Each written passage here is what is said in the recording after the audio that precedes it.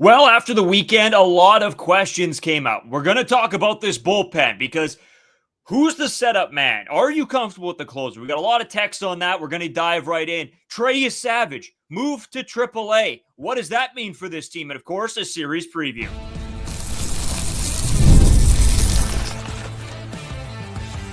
You are Locked On Blue Jays, your daily Toronto Blue Jays podcast. Part of the Locked On Podcast Network, your team every day. Welcome back to Locked On Blue Jays. Thank you for making Locked On Blue Jays your first listen every day. We are free and available wherever you get your podcasts and on YouTube. Part of the Locked On Podcast Network, your team every day. Today's episode brought to you by FanDuel. Football season is around the corner. Visit the FanDuel app today and start planning your future bets now. As always, I'm Brayden Iwasko. He's Carter First. You can find us on Twitter, Brayden5 Iwasko. Carter First, too, as well, on our main Twitter account at Locked On Jays. You can follow us on Instagram and TikTok at Locked On Blue Jays. And if you're new here to YouTube, hit the subscribe button. It's free. You might as well do it if you watch more than one of our podcasts. You get your podcast, your shorts, your live streams, the videos, the whole ordeal. So hit that subscribe button. You guys have been killing it lately, and you might as well keep it going with for us. Lot to get into today. Obviously, an off day yesterday. No game to break down, but a lot on the minds of Blue Jays fans right now. Obviously, the bullpen situation. What is going on there? Who pitches in what scenario? Will there be any kind of movement in terms of leverage?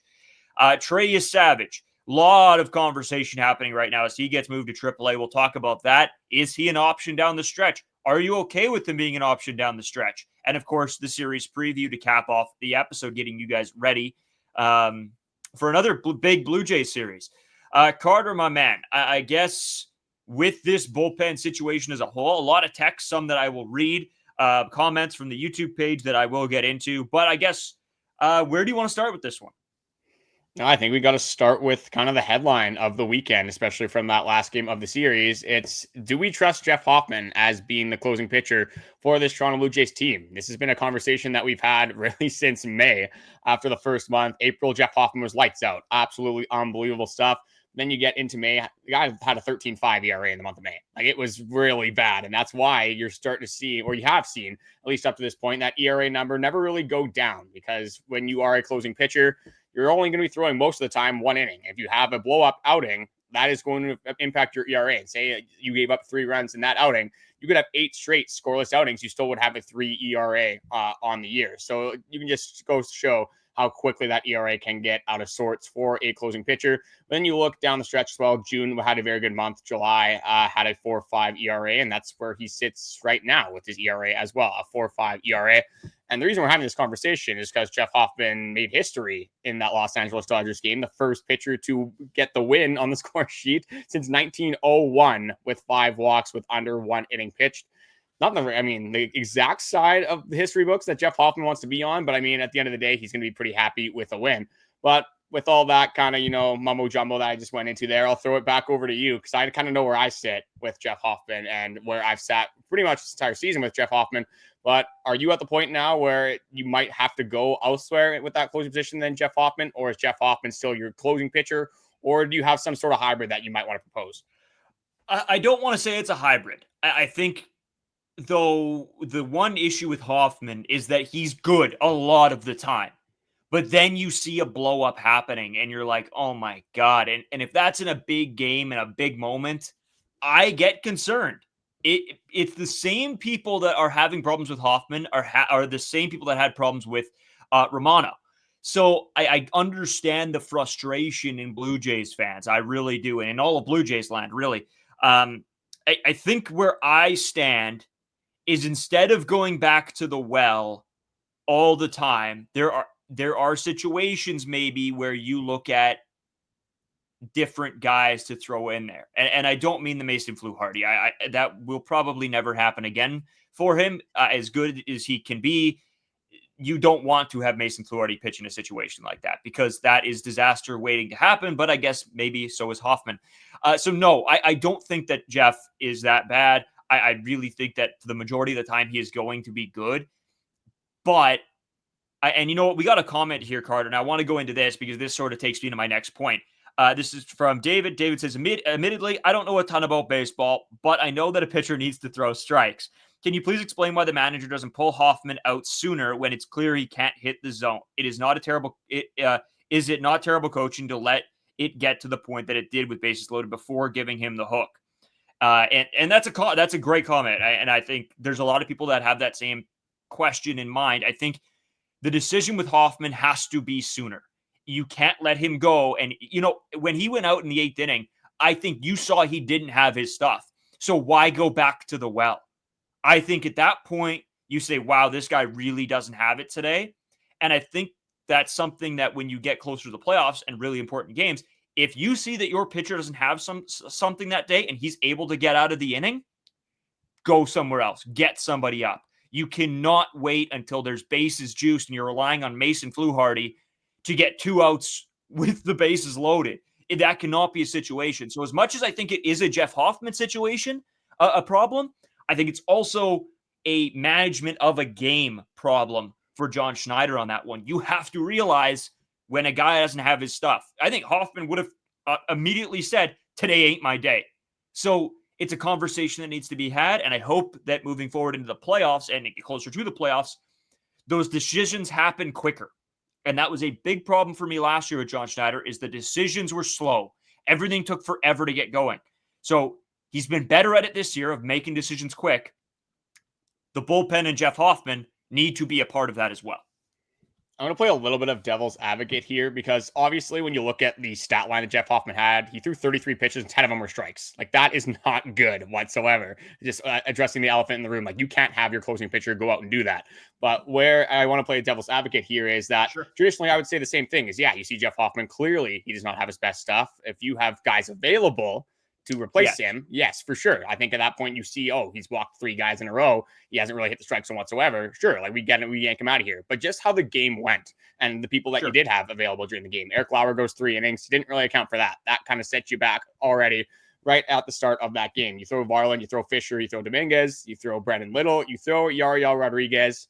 Who does that leave? That leaves Jeff Hoffman, that leaves Tommy Nance, and that leaves Mason Fluharty. I know Tommy Nance has been an absolute demon recently. I know Mason Fluharty has been good as well. But it kind of came down to the point is, hey, maybe you got out of that 8th inning. It is still a tie game. You have kind of a chance at redemption here.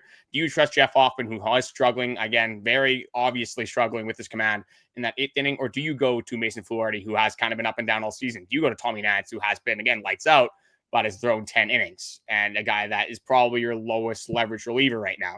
So most scenarios, like if you have a Louis Varland, Dominguez, if you have literally anyone who you would have threw before Jeff Hoffman in this game available, you probably pull the plug. You probably go to one of those other guys. But in this specific scenario, you pull the plug kind of when you saw it all go bad in that 9th inning. You had to go to Mason Fluharty. That's a call that had to have been made. Maybe could have been made a couple batters earlier, but in this specific scenario, I just think that John Schneider is going to be a guy that's always been open and saying he is backing Jeff Hoffman. He believes in Jeff Hoffman. And that outing, I think he just kind of doubled down once again, is that you have your veteran guy, you have a guy that you brought in to be the closing pitcher, and your other 2 guys, Mason Fluharty, Tommy Nance. I think with John Schneider, what he was thinking at least is go with the guy that you signed to be your closing pitcher, the guy that you're paying $11 million a year. Let him kind of try to figure it out. Obviously, it didn't go according to plan, but I'll give John Schneider a little bit of a break in this specific scenario. Sure.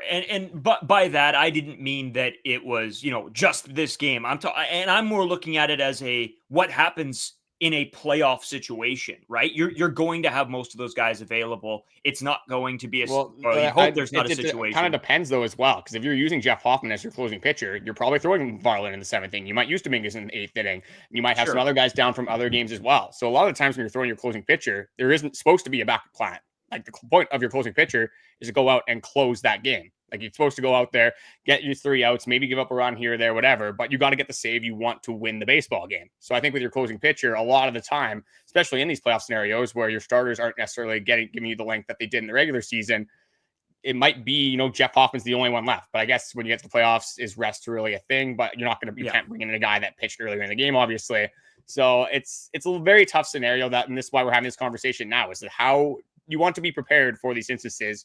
You want to be prepared if Jeff Hoffman does have one of those blow-up outings. But my overarching point here is that if Jeff Hoffman is the closing pitcher, he's that guy you're going to throw in the 9th inning. You shouldn't need to have a backup plan for that guy. That's true. And I think I come at it from the standpoint of how good this bullpen has been all year. there are a lot of guys that I think you could throw out in a situation. And if Hoffman doesn't have his stuff one day, well, then you got to go off of it. These games can be won and lost in the matter of 2 outs. You can't be playing some of the best teams in baseball and give them bases. You can't give them walks, and this can't happen. So in a scenario in the playoffs where, hey, Hoffman looks horrible today, maybe we go somewhere else, or maybe we go to that backup plan, because there are a lot of guys in this bullpen that have shown that they can get a job done if need be. Even in this situation where you have to bring in Mason Fluharty, shows that he is able to get a job done. So I think a little piece of me, and this is something that's been stewing around in my head a little bit in regards to just baseball as a whole, and I'm not talking about just the best of the best teams. I think as we move, throughout the later parts of the 2020s and maybe into the 2030s, I think you're going to see the quote-unquote closing pitching role go the way of the past. I think a lot of teams are going to start going by committee, because you look at analytics. Hey, this guy fits this profile better. Hey, this guy's been on a heater now. Maybe we go him. I think the closing role for a lot of baseball teams, I think that's going to go away. And it's not going to be 2 years, but I could see within 5-10 years, I think you're really going to see that completely change in baseball. That's an interesting point, because this is such a big conversation that you can go in so many different ways. I'm going to save that kind of thing with the hybrid stuff for the second segment. I'm just going to kind of be a little bit of a Jeff Hoffman defender for this, the end of this first segment. And then the second segment, we'll kind of decide on, hey, do we want Jeff Hoffman as our closer? Do you want it to be Louis Varland, Samantha Dominguez, whoever it is, Brendan Little? We'll talk about who our closing pitcher, or who we want the closing pitcher to be in the second segment. But when people talk about Jeff Hoffman, he has blow up starts like this. Like every closing pitcher, I'm going to start off with like this. Every closing pitcher is going to have those blow up starts once in a while.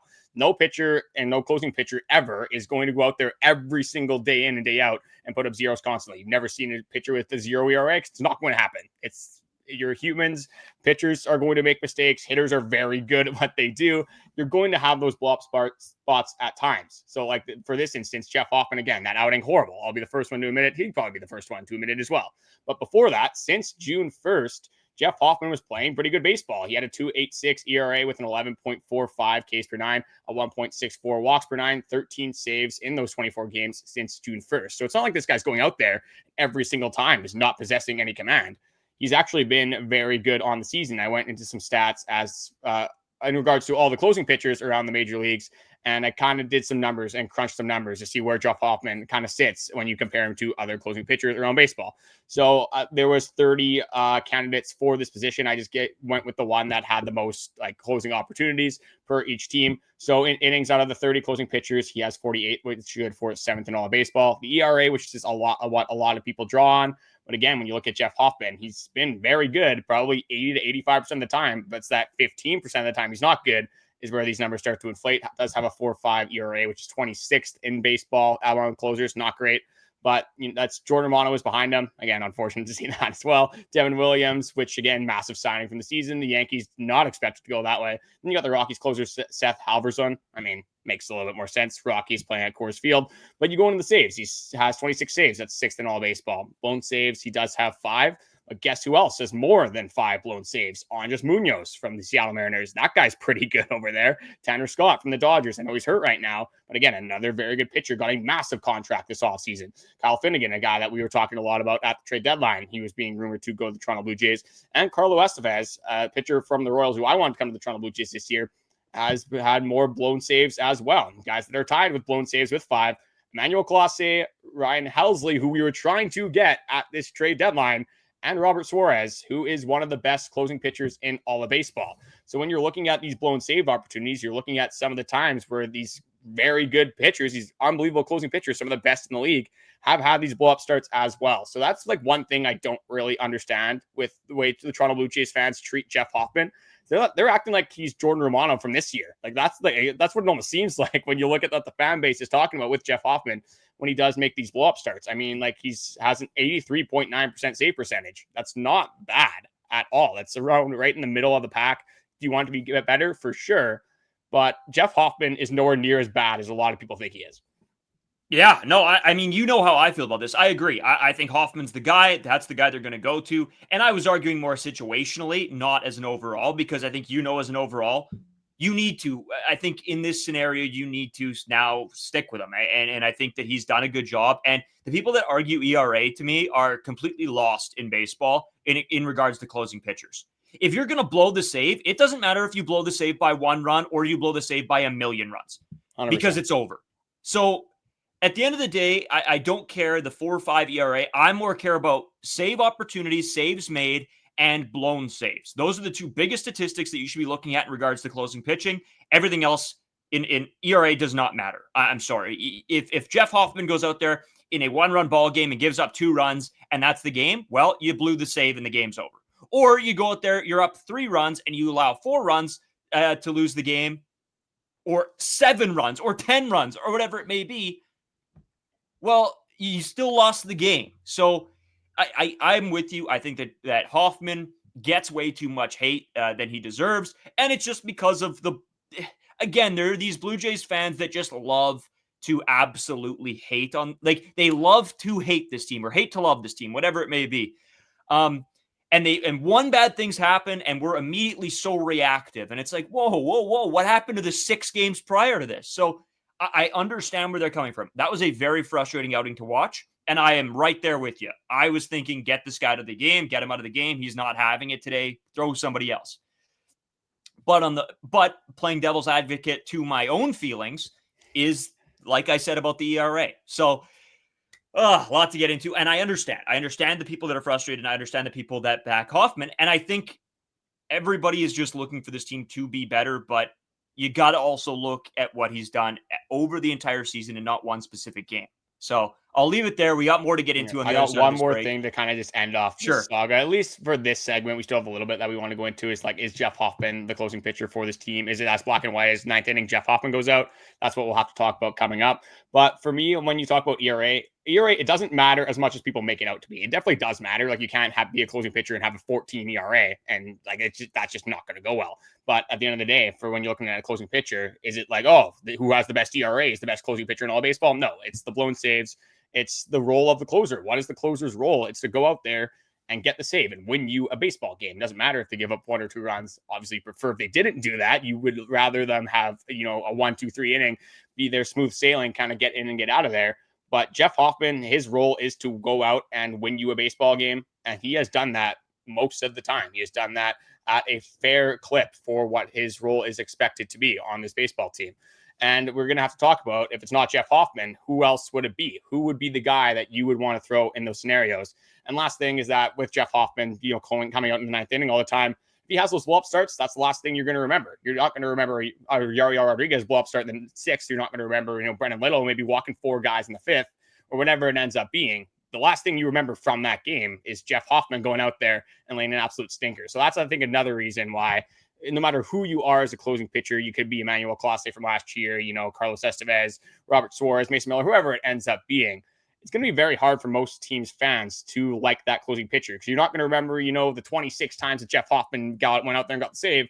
You remember the 5 times that he blew that save. So that's how I'll end that. But a bunch more that we do want to go into. Again, Trey Savage, how will he affect the Toronto Blue Jays? Who is our closer for this team? Is it Jeff Hoffman? Is it Louis Varland, Anthony Dominguez? Maybe another guy that we haven't mentioned quite yet. So much more that we got to go into, and we still have to preview a massive series coming up as well. We'll dive right into that after this short break.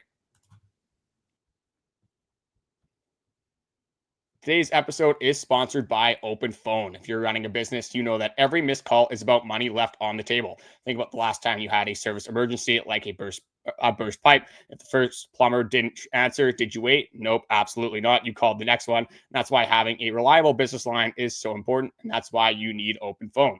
Open Phone is the #1 business phone system that helps you streamline and scale customer communication, all from an app on your phone or computer. In the summer, especially when you're living in Manitoba, whether you're just living in Canada in general, you want to make the most of it. You only have about 4 months of summer. So you want to go out, you want to have fun with your friends, maybe go on a vacation, enjoy the outdoors. You can't necessarily be sitting by your computer or by your phone at every single time and every single moment of the day. That's why I love Open Phone. Open Phone has this AI agent that handles after-hours calls, answering questions, and captures leads. So you never miss a customer again, and that is so nice to have, especially so you can go out and enjoy that summer, but then you know that you're not missing out on all the customers that could save your business and could be massive in the profit margins for your business as well. So Open Phone is offering Locked On listeners 20% off your first 6 months at openphone.com/LockedOnMLB. That's OPENPHONE.com/LockedOnMLB. And if you already have existing numbers with another service, Open Phone will port them over at no extra charge. Open Phone, no missed calls, no missed customers. Today's episode brought to you by FanDuel. You guys know how much I love FanDuel. I talk about it all the time. It's my favorite place to place my bets. And right now, with the NFL season coming up, you can get in on the futures action. I know me and Carter got fantasy drafts coming, so I'll be placing my future bets. So I like to ride with my team in fantasy. I like to ride also a little bit with, obviously, I'm a Vikes fan. I ride with the Vikes. And then a little bit, if that doesn't go so well, at least I have a futures bet on somebody that I think could have a chance of winning. And at least it's something to cheer for down the stretch in case my Vikes don't do too good, but fingers crossed. For just 24 hours, FanDuel is giving you deals on NFL season predictions. So whether you're calling your MVP, eyeing a long shot division winner, or ready to crown the Super Bowl champ before week 1 even kicks off, this is the moment. Visit the FanDuel app today and start planning your future bets now, because FanDuel Day is one day. FanDuel Futures Day is one day and one day only. FanDuel, play your game. So, Carter, a lot to talk about still, but I guess let's sort of clean up the conversation that we had in the previous segment before we talk a little bit about Trey Savage. Not a ton to get into, but at least some of our options. And then, of course, series preview coming up. I'm just going to say this. Is Jeff Hoffman your closer for the remainder of the season? And who do you want to set up Jeff Hoffman for those big games in regards to playoffs?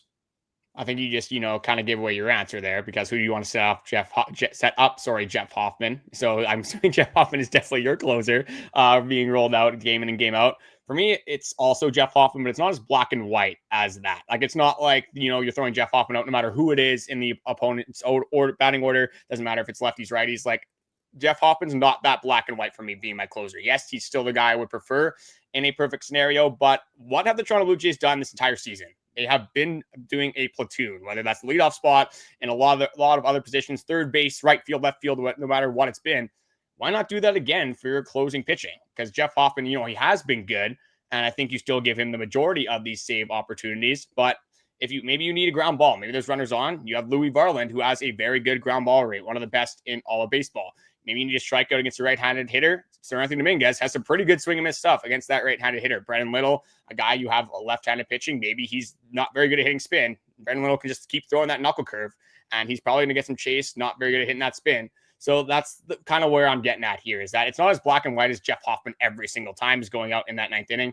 Is John Schneider's going to do what he's been doing all year, is make use of the platoons, put your guys in the scenarios that are going to allow them to succeed, and just put them in those scenarios that allow them for their best chance at success. I think that's what John Schneider has to do with Jeff Hoffman and this entire bullpen for the rest of the season. So for as that setup man, still going Jeff Hoffman in most scenarios. Again, kind of matters. It depends on who's up in the next inning. So maybe it's a bunch of lefties. I'm still going Brendan Little with how he has been against left-handed pitching. If it's righties, again, depending on scenario. But if I had to pick one guy who's like, I trust this guy a whole lot, and it's not Jeff Hoffman, it's this guy, I like Louis Varland, man. I've liked Louis Varland ever since they got him at the trade deadline, ever since he was in talks with the Toronto Blue Jays. The fastball is ridiculous. He also has a knuckle curve. That's a very good pitch as well. Does mix in some other secondaries, like those a sinker, change up sometimes as well. But those are predominantly his two pitches. 100 on the black is so awesome to see. So I want my closer to throw absolute gas. Louis Varland throws gas, and he's been very good with the Toronto Blue Jays and with the Twins up until this point. So for me, at this scenario, it would be Louis Varland, and that's more so because of the recent struggles with Yariel and Brendan Little. Well, and you knew my answer before I started the podcast, because I also said Louis Varland has been unbelievable and fun to watch. But I'm going back to my answer in the first segment, and it's exactly of sort of the thinking that you were on, and it's this way of the closing pitching role is eventually going to come to an end. And again, I don't think it's going to be in 2 years, but I think 5-10 years down the line, you're going to see this game change. And that, I think, is going to be one of them. Teams are going to go to this sort of platoon. Hey, this guy's better against this. This guy's better in this situation. Oh, wait, this guy now, we need him to face this guy, so we'll throw him there. So as I agree with you, I think it's going to be mostly Jeff Hoffman. But you know what, Carter? I think back to, playing and coaching ball. And it's like, oh, hey, we throw maybe our starter that we have out that day throws absolute gas. And this team is starting to pick up on the fastball. Do we now go to a guy that throws gas again and that doesn't change anything? No, maybe we go to a guy that spins the ball a little bit, that maybe can place pitch a little bit better. And that's the way we go. We play one guy off of the other guy to throw teams off.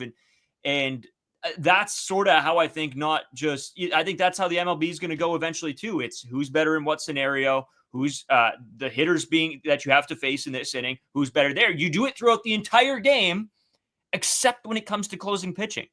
That doesn't make sense to me. And that's why I think this role is going to go away. But for the majority of the time, Jeff Hoffman and the setup guy, Louis Varland, I'm right there with you. I think the guy's been crazy good.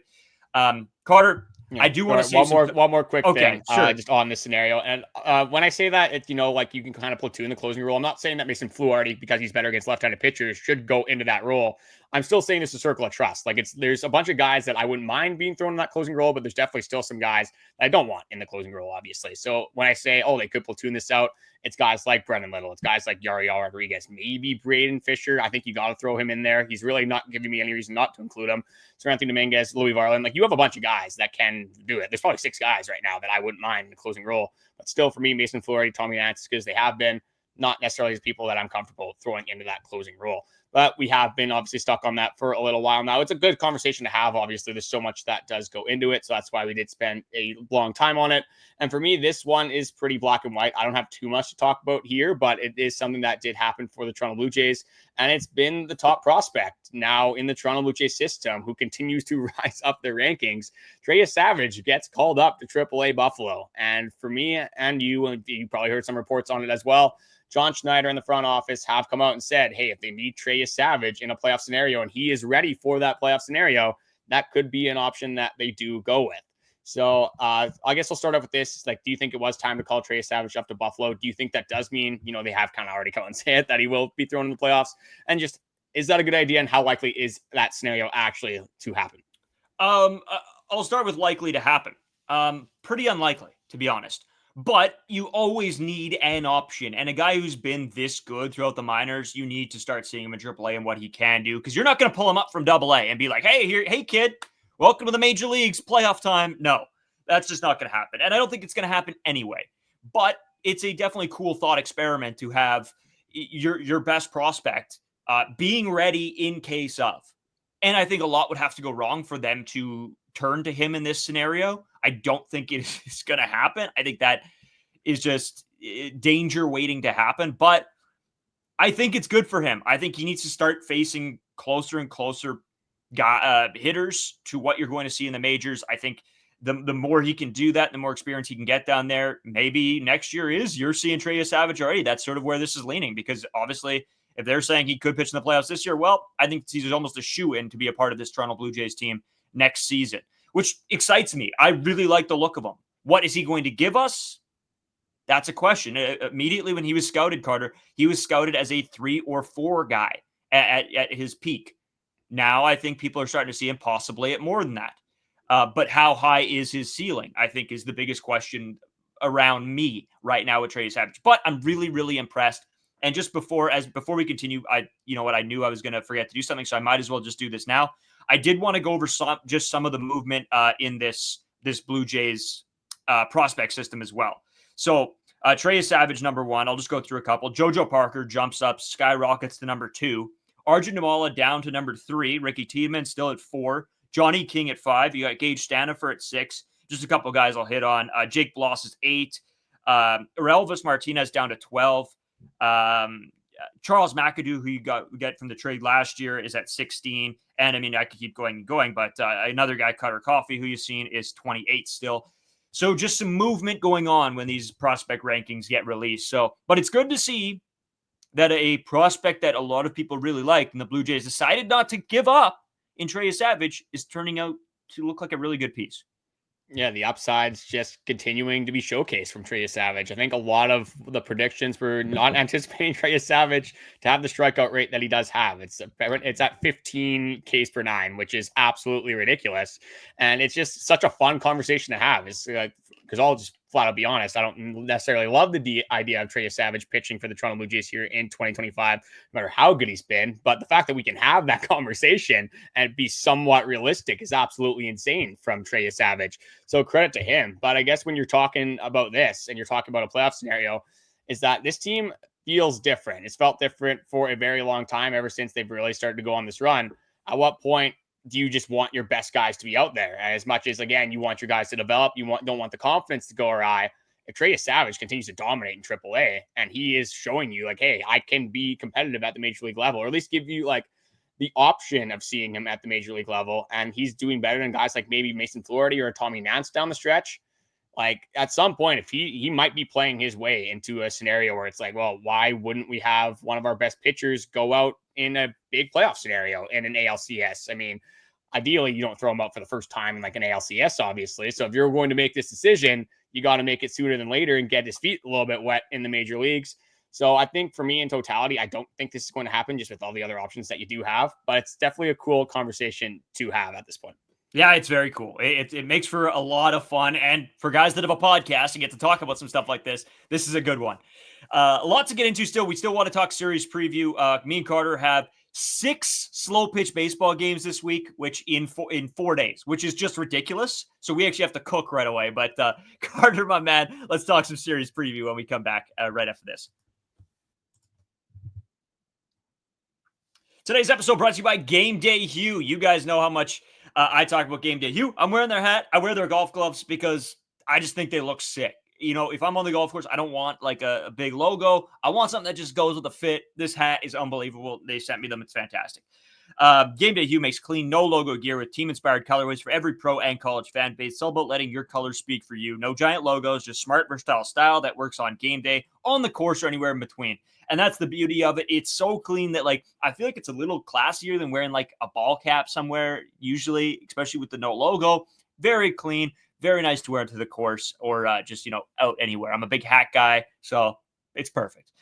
Right now, you can get 15% off with code MLB15 at GamedayHue.com. That's GamedayHue.com. The code even stacks on bundle deals, so now's the time to load up. Let the colors talk because colors speak louder than words. That's GamedayHue.com. Code MLB15. So, Carter, big series for the Toronto Blue Jays. I feel like I'm just going to say that every series now. Big series, no matter who they play. But this is a big one against the Cubs. Right now, second best record in baseball. So it's a big series. It just is. They are a very good team. They are nipping at the heels of the Brewers and trying to look to take that spot over, even though the Brewers are unbelievable. So, Carter, I'll throw it over to you. Do you got the pitching probables up and ready so we can get right into this? Yeah, I got her flowing here. So the Chicago White Sox, Chicago Cubs, not quite the White Sox, one of the teams from Chicago, but Chicago is rolling out Ben Brown against Jose Berrios. That one might have a lot of moon balls in there, so expect some offense, especially from this Cubs team, which is traditionally known as one of the more sturdy offenses in the league, an offensive powerhouse that should make for some fun baseball to watch. But then on the Wednesday game, it will be Kevin Gausman versus Cade Horton. Then for that Thursday game, Matthew Boyd, a lefty, against Max Scherzer.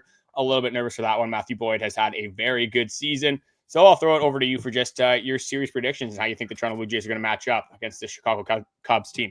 This is tough, man. This is a good baseball team. And as much as I got so many friends that are Cubs fans, and it makes me really, I just don't want to give them the joy of me saying that it's a very good ball team, but it's undoubtedly a very good baseball team.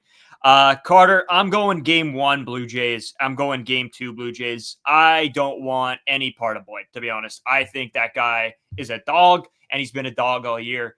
And as great as Scherzer's been over the past little while here, it's just nerve-wracking. And I think that this team is going to drop 1, maybe 2, but I'm going to be Blue Jays all the way. So I'm going to go Blue Jays win the first 2 and lose that last game. And you know, they'd be looking for a sweep. It'd be massive. And then they drop the third game, which would suck, but winning 2 of 3 would be excellent here. It's interesting because Matthew Boyd has been a guy that like has had some success in his major league career, but I think this is by far his best season. It just kind of came out of nowhere. A guy that just put it all together. Cade Horton's a young guy that's looked very good this season as well. I think Ben Brown, I think he is a younger guy as well. Don't know as much about Ben Brown, but just looking at the numbers, doesn't look like he's had that fantastic of a season. So I think that's a game that you do got to take advantage of.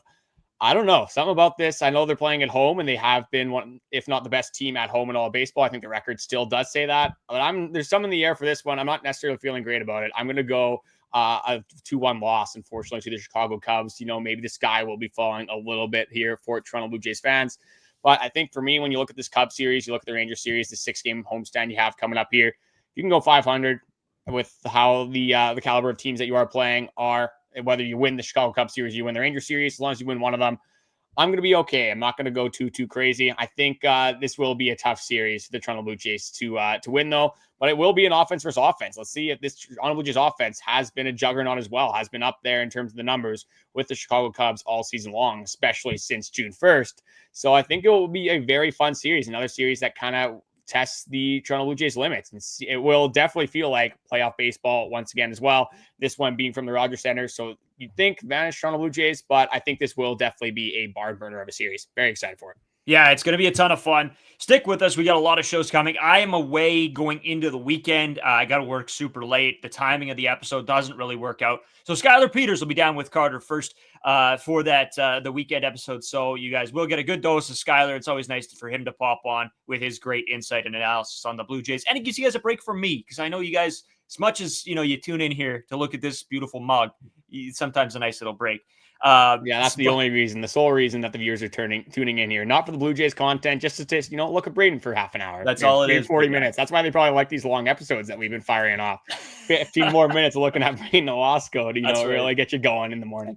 That's right. Yeah, it's the mustache. That's what it is. Anyway, thanks for listening, everybody. We'll be back tomorrow. Break down game 1. Take it easy.